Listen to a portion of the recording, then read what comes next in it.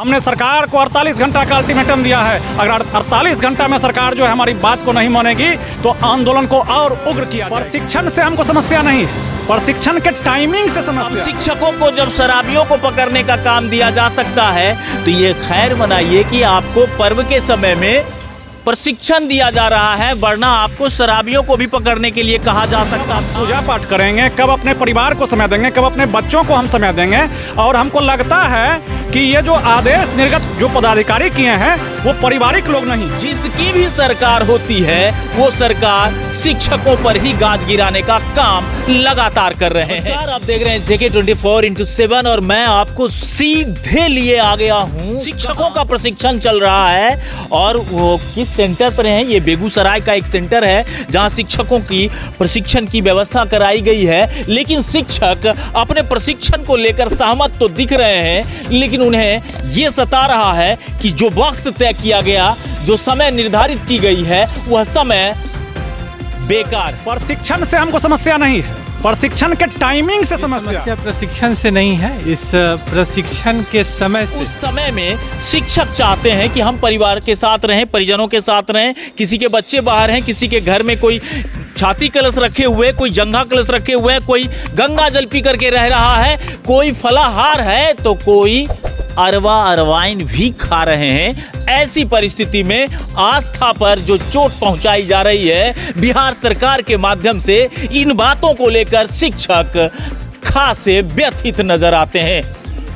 हम आपको तमाम कुछ शिक्षक हैं हमारे साथ जुड़ेंगे जिनसे हम आपको बात भी कराएंगे। हमारे साथ राजू सिंह जो शिक्षक संघ के नेता हैं वो भी हैं, हम उनसे भी आपकी बात कराएंगे। लेकिन मैं आपको एक बात कहना चाहूँगा कि अक्सर आप बिहार में देख रहे होंगे कि शिक्षकों को टारगेट कहीं ना कहीं किसी न किसी रूप से जिसकी भी सरकार होती है वो सरकार शिक्षकों पर ही गाज गिराने का काम लगातार कर रहे हैं। सर सबसे पहले तो ये समझना होगा सरकार को कि हम सिर्फ टीचर ही नहीं, हमारी कोई पर्सनल लाइफ भी है, हमारा कुछ परिवार के प्रति उत्तरदायित्व भी बनता है। उन उत्तरदायित्वों का निर्वहन कौन करेगा?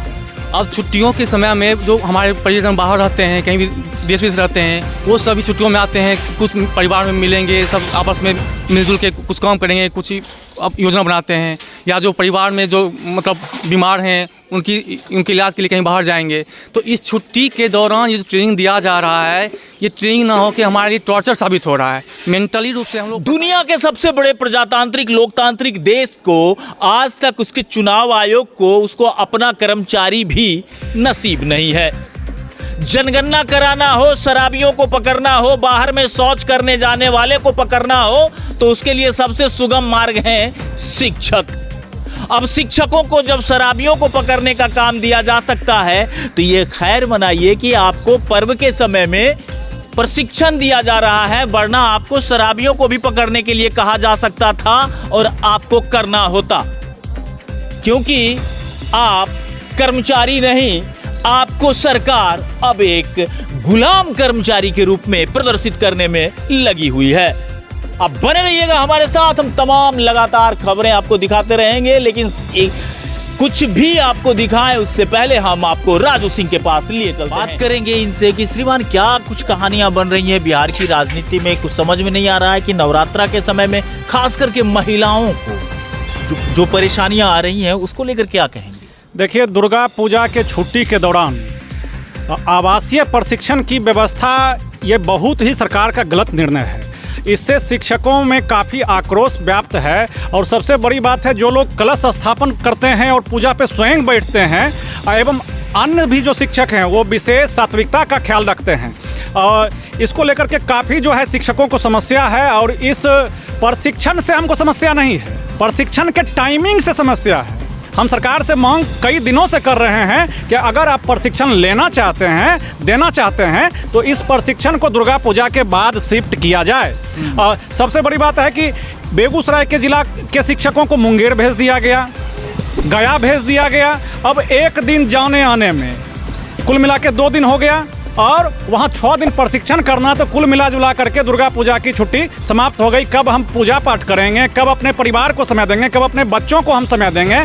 और हमको लगता है कि ये जो आदेश निर्गत जो पदाधिकारी किए हैं वो पारिवारिक लोग नहीं हैं और इसलिए वो शिक्षकों के परिवार की वेदना नहीं समझ रहे हैं। हमको जानकारी मिला है कि डायरेक्टर ट्रेनिंग जो है वो पारिवारिक व्यक्ति नहीं है, इसलिए वो हमारी वेदना नहीं समझ पा रहे हैं। विभाग को किसी ने जो है मिसगाइड किया है।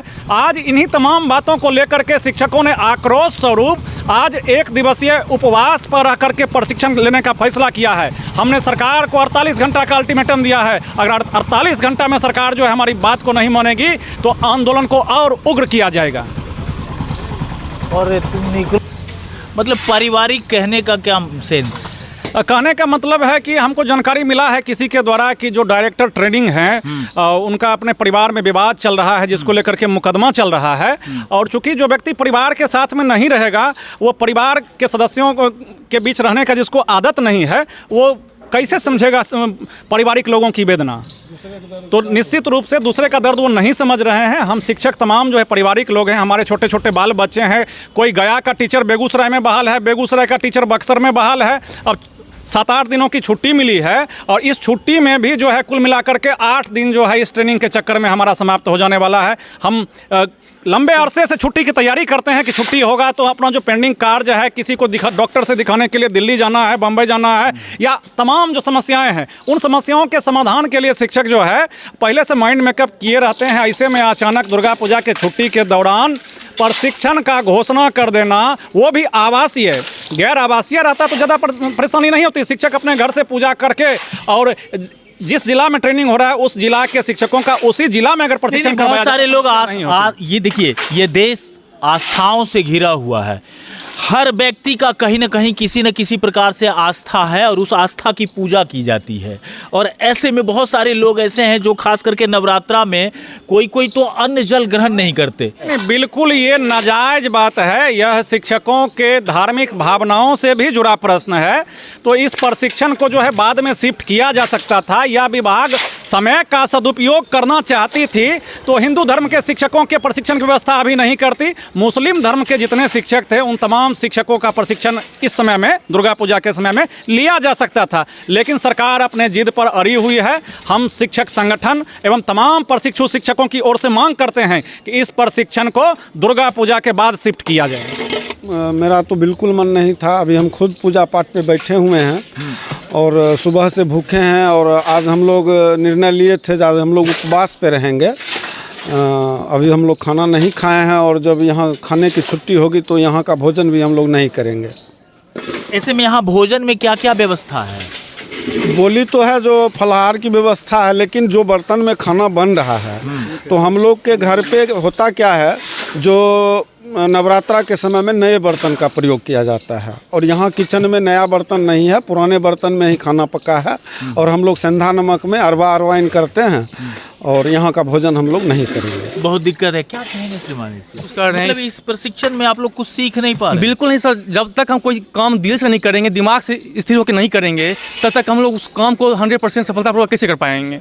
ये तो सिर्फ खाना पूर्ति हो गई कि हमने ट्रेनिंग दे दिया है, हमने ले लिया, लेकिन उसका क्या रिजल्ट निकला, क्या आउटकम हुआ आपके ट्रेनिंग के द्वारा, ये भी देखना पड़ेगा ना।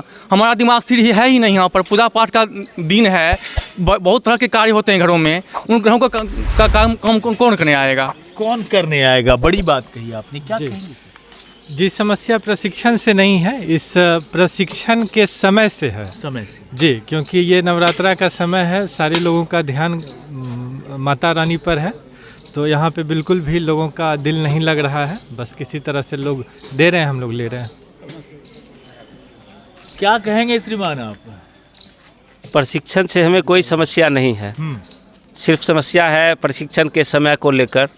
अभी छुट्टी का समय था, हम लोग अपने परिवार माता पिता के साथ रहते, बच्चे के साथ रहते, उसके साथ कुछ मार्केटिंग करते, लेकिन और वो भी है आवासीय, इससे तो परेशानी है ही।